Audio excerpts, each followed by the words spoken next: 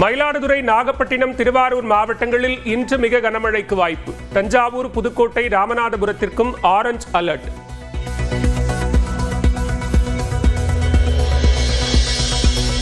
நெல்லை, மதுரை, கன்னியாகுமரி உள்ளிட்ட தென் மாவட்டங்களில் இன்று கனமழை பெய்ய வாய்ப்பு. கடலூர், விருதுநகர், சிவகங்கையிலும் இன்று கனமழை பெய்யும் என கணிப்பு. சென்னையில் நாளை கனமழை பெய்யக்கூடும். இன்று மிதமான மழை தொடரும் என வானிலை ஆய்வு மையம் தகவல்.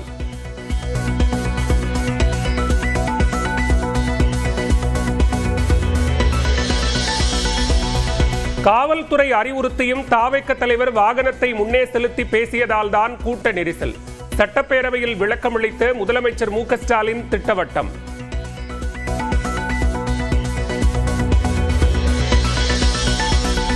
தூத்துக்குடி துப்பாக்கிச்சூடு குறித்து அப்போது எடப்பாடி பழனிசாமி பதில் கூறினாரா என அமைச்சர் சிவசங்கர் கேள்வி. சபாநாயகர் இருக்கை முன்பு அமளியில் ஈடுபட்ட அதிமுகவினர் வெளிநடப்பு.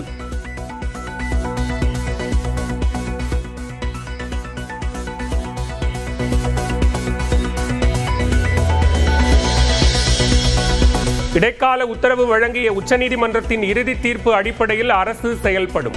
தமிழ்நாட்டை பூர்வீகமாக கொண்ட அதிகாரிகள் குழுவில் கூடாது என்பது தொடர்பாக உச்சநீதிமன்றத்தை அணுக திட்டம் என்றும் முதலமைச்சர் மு க ஸ்டாலின் அறிவிப்பு.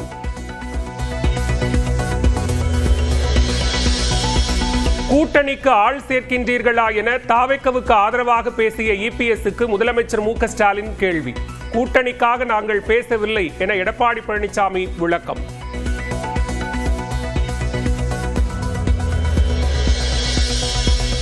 அசம்பாவிதம் ஏற்பட வேண்டும் என கரூர் வேலுச்சாமி உரத்தை தாவேகவுக்கு ஒதுக்கியதாக மக்கள் கூறுகிறார்கள் என எடப்பாடி பழனிசாமி விமர்சனம். கரூர் விவகாரத்தில் உள்ள மர்மத்தை மறைக்க முயற்சிப்பதாகவும் குற்றச்சாட்டு.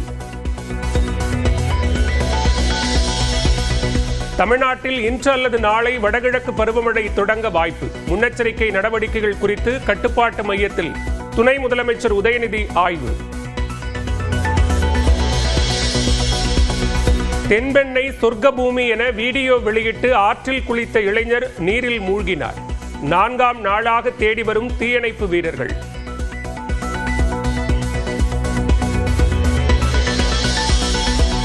காப்புரிமை வழக்கில் இசையமைப்பாளர் இளையராஜாவுக்கு நோட்டீஸ். 3 வாரங்களில் பதிலளிக்க உச்சநீதிமன்றம் உத்தரவு.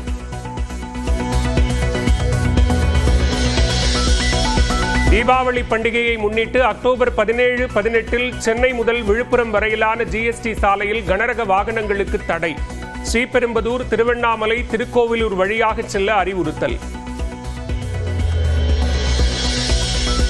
தீபாவளியையொட்டி உளுந்தூர்பேட்டையில் 3 கோடி ரூபாய்க்கு ஆடுகள் விற்பனை. ராமநாதபுரத்திலும் களை கட்டி ஆடுகள் விற்பனையால் வியாபாரிகள் மகிழ்ச்சி. பாஜகவின் கைப்பாவை சிபிஐ என கூறிய விஜய் தற்போது பாஜகவின் கைப்பாவையாக மாறிவிட்டார். தாவேக கொல்லும், நீதி வெல்லும் என்ற தலைப்பில் முரசொலியில் தலையங்கம்.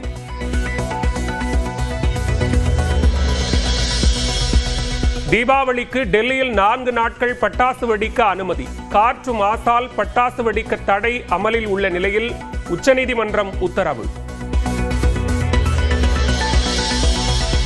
பீகார் தேர்தலில் தான் போட்டியிடவில்லை என பிரசாந்த் கிஷோர் அறிவிப்பு. தனது ஜன் சுராஜ் கட்சி 150 இடங்களில் வெற்றி பெறும் என நம்பிக்கை.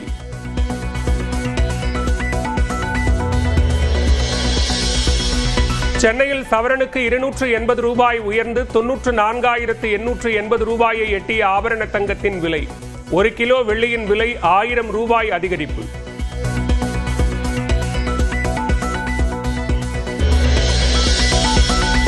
மயிலாடுதுறை, நாகப்பட்டினம், திருவாரூர் மாவட்டங்களில் இன்று மிக கனமழைக்கு வாய்ப்பு. தஞ்சாவூர், புதுக்கோட்டை, ராமநாதபுரத்திற்கும் ஆரஞ்ச் அலர்ட்.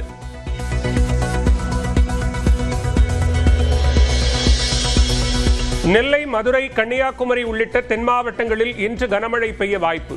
கடலூர், விருதுநகர், சிவகங்கையிலும் இன்று கனமழை பெய்யும் என கணிப்பு. சென்னையில் நாளை கனமழை பெய்யக்கூடும். இன்று மிதமான மழை தொடரும் என வானிலை ஆய்வு மையம் தகவல்.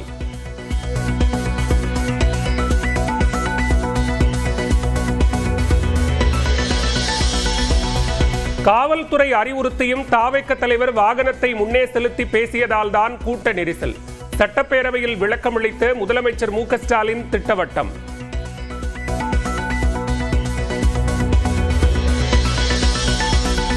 தூத்துக்குடி துப்பாக்கிச் சூடு குறித்து அப்போது எடப்பாடி பழனிசாமி பதில் கூறினாரா என அமைச்சர் சிவசங்கர் கேள்வி. சபாநாயகர் இருக்கை முன்பு அமளியில் ஈடுபட்ட அதிமுகவினர் வெளிநடப்பு.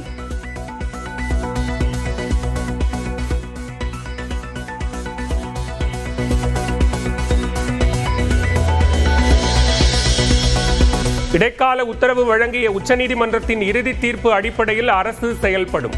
தமிழ்நாட்டை பூர்வீகமாக கொண்ட அதிகாரிகள் குழுவில் கூடாது என்பது தொடர்பாக உச்சநீதிமன்றத்தை அணுக திட்டம் என்றும் முதலமைச்சர் மு க ஸ்டாலின் அறிவிப்பு.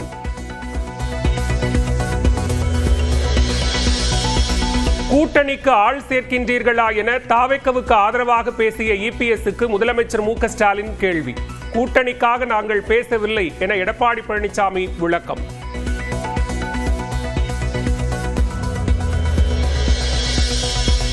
அசம்பாவிதம் ஏற்பட வேண்டும் என கரூர் வேலுச்சாமிபுரத்தை தாவேகவுக்கு ஒதுக்கியதாக மக்கள் கூறுகிறார்கள் என எடப்பாடி பழனிசாமி விமர்சனம்.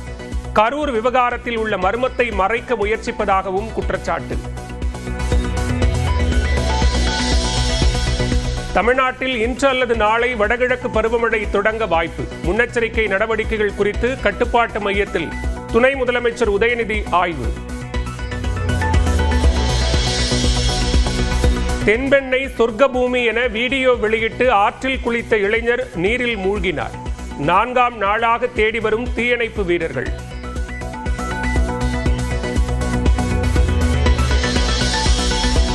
காப்புரிமை வழக்கில் இசையமைப்பாளர் இளையராஜாவுக்கு நோட்டீஸ். 3 வாரங்களில் பதிலளிக்க உச்சநீதிமன்றம் உத்தரவு.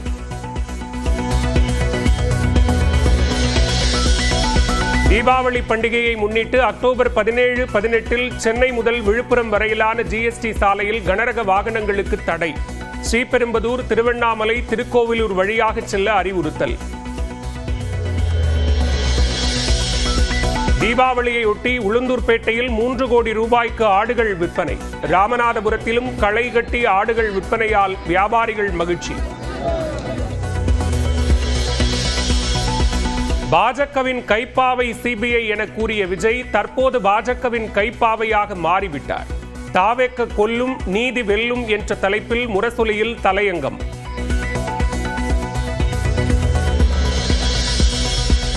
தீபாவளிக்கு டெல்லியில் 4 நாட்கள் பட்டாசு வெடிக்க அனுமதி.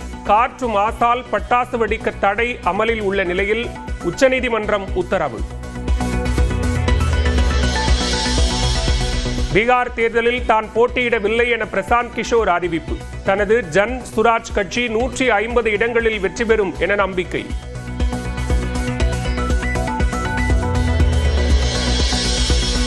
சென்னையில் சவரனுக்கு 280 ரூபாய் உயர்ந்து 94,880 ரூபாயை எட்டிய ஆபரண தங்கத்தின் விலை.